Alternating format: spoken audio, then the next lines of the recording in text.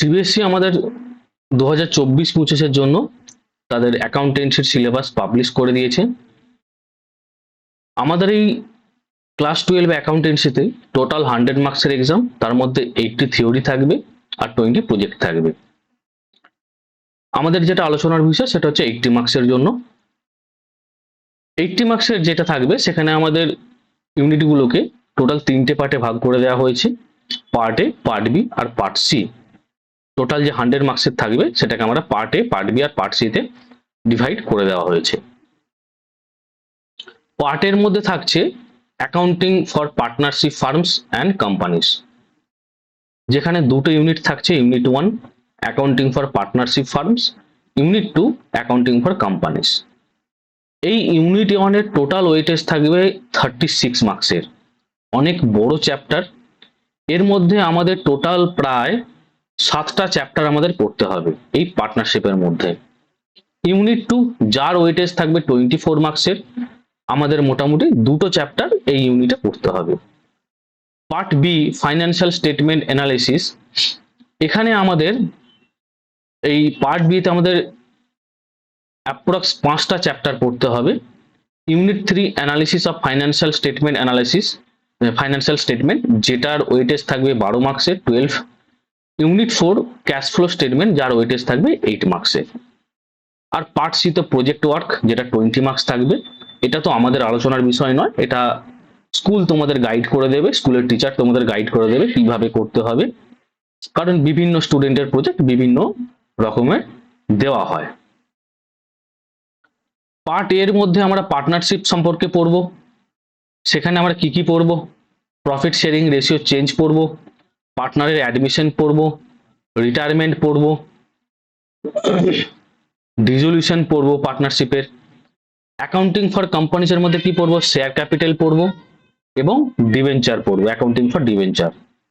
এই part unit 3 এই যে অ্যাকাউন্টিং ফর কোম্পানিজ আছে, এই দুটো চ্যাপ্টার অনেকটা সিমিলার বলতে এদের যে অ্যাকাউন্টিং ট্রিটমেন্ট, ক্যালকুলেশন যেগুলো হয় বা প্রসিডিওর যেগুলো আছে অনেকটা সিমিলার আছে। অর্থাৎ আমরা যদি কোনো একটা চ্যাপ্টার, অর্থাৎ আমরা যদি অ্যাকাউন্টিং ফর শেয়ার ক্যাপিটালটা খুব ভালো করে পড়ে ফেলি, তাহলে অ্যাকাউন্টিং ফর ডিবেঞ্চারটা আমাদের খুব একটা অসুবিধা হয় না, কারণ অনেকটা কিন্তু ফরম্যাটটা একই থাকে। পার্ট বি তে চলে আসি, ফাইন্যান্সিয়াল স্টেটমেন্ট অ্যানালাইসিস। এখানে আমাদের কি কি পড়বো ফাইন্যান্সিয়াল স্টেটমেন্ট অ্যানালাইসিস এর মধ্যে? ফাইন্যান্সিয়াল স্টেটমেন্ট অ্যানালাইসিস, তার কিছু থিওরি পড়বো, মিনিং, অবজেক্টিভ, কিছু টুলস পড়বো অ্যানালিসিসের জন্য, comparative statement, common set statement, আর কিছু থাকে রেশিও অ্যানালিসিস এবং ক্যাশ ফ্লো স্টেটমেন্ট। রেশিওর মধ্যে accounting ratio, liquidity ratio, solvency ratio, activity ratio এবং প্রফিটেবিলিটি রেশিও। এই কটা রেশিও আমাদের পড়তে হবে। আর ক্যাশ ফ্লো স্টেটমেন্ট, তার জন্য ইউনিট 5 রয়েছে, যেখানে আমরা AS3 যে রিভাইসড আছে সেই মেথডে আমরা কিভাবে একটা ক্যাশ ফ্লো স্টেটমেন্ট তৈরি করতে হয় সেই সম্পর্কে আমরা দেখব। এরপর দেখে নিই আমাদের যে কোশ্চেনের যে পেপার ডিজাইনটা হবে সেটা কিভাবে হবে। কোশ্চেনের পেপার ডিজাইনটাকে 3টে পার্টে ভাগ করা হয়েছে। প্রথম পার্ট হচ্ছে রিমেম্বারিং অ্যান্ড আন্ডারস্ট্যান্ডিং, যার টোটাল ওয়েটেজ থাকবে 44 মার্কসের, অর্থাৎ পার্সেন্টেজে ক্যালকুলেশন করলে 55%।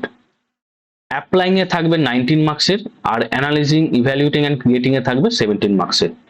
অর্থাৎ রিমেম্বারিং অ্যান্ড আন্ডারস্ট্যান্ডিং, এখানে আমাদের কিছু ইজি টাইপ কোশ্চেন থাকবে, সহজ ধরনের প্রশ্ন। অ্যাপ্লাইং এ একটু মিডিয়াম কোশ্চেন থাকবে 19 মার্কসের, আর অ্যানালাইজিং, ইভ্যালুয়েটিং অ্যান্ড ক্রিয়েটিং, এখানে কিছু টাফ কোশ্চেন থাকবে। টাফ বলতে conceptual, in depth, to the point এখানে কোশ্চেন থাকবে, যার ওয়েটেজ থাকবে 17 মার্কসের। টোটাল 80 মার্কসের পেপার, সেটাকে আমাদের কোশ্চেনের কি টাইপ হবে সেই হিসাবে ডিভাইড করে দেওয়া আছে। রিসেন্টলি সিবিএসসি আরো একটা সার্কুলার দিয়েছে তাদের নতুন এডুকেশন পলিসিকে মাথায় রেখে, যাতে কি হয় যে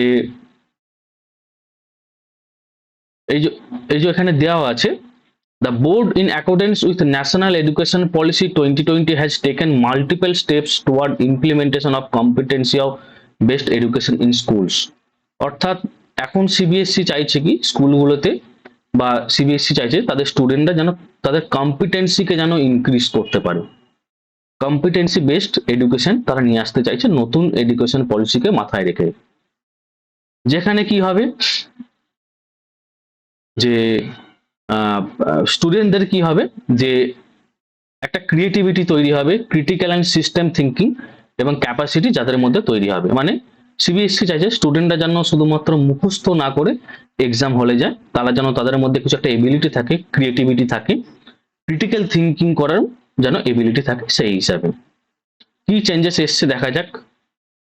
এটা ক্লাস 9-10 ক্লাস 11-12 এর মধ্যে চেঞ্জেস। 9-10 এর আমাদের প্রয়োজন নেই, 11-12 এর কি চেঞ্জেস দিয়েছে। 23-24-এ টোটাল ওয়েটেজের 40% থাকতো কেস বেসড কোশ্চেন থাকতো বা ছিল, সেটা এখন নতুন সেশনে 24-25-এ 24-25-এ বাড়িয়ে 50% করে দেওয়া হয়েছে কেস বেসড কোশ্চেন বা সোর্স বেসড কোশ্চেন। যেখানে ডাইরেক্ট এমসিকিউ থাকতো 20%, সেটা এখনো রয়েছে 20% ডাইরেক্ট এমসিকিউ। আর কিছু ডেসক্রিপটিভ কোশ্চেন অর্থাৎ short answer, long answer question, যেটা 40% ছিল সেটা এখন হয়ে গেছে 30%, অর্থাৎ কমিয়ে দিয়েছে। অর্থাৎ এখন সিবিএসসি ফলো করছে একটু কেস বেসড, সোর্স বেসড, হ্যাঁ, ক্রিটিক্যাল থিঙ্কিং টাইপের জন্য। এই জন্য তার পার্সেন্টেজটা বাড়িয়ে দেওয়া হয়েছে এবং লং অ্যান্সার টাইপের বা শর্ট অ্যান্সার যেগুলো ডেসক্রিপটিভ নর্মালি থাকে তার ওয়েটেজটা একটু কমিয়ে দিয়েছে। আমাদের আজকের আলোচনার বিষয় এগুলোই ছিল। খুব তাড়াতাড়ি আমরা ক্লাস শুরু করে দেবো 2024-25-এর জন্য, ক্লাস 11 এবং ক্লাস 12 এর জন্য। তো তোমরা দেখতে থাকো এবং চ্যানেলে থাকো।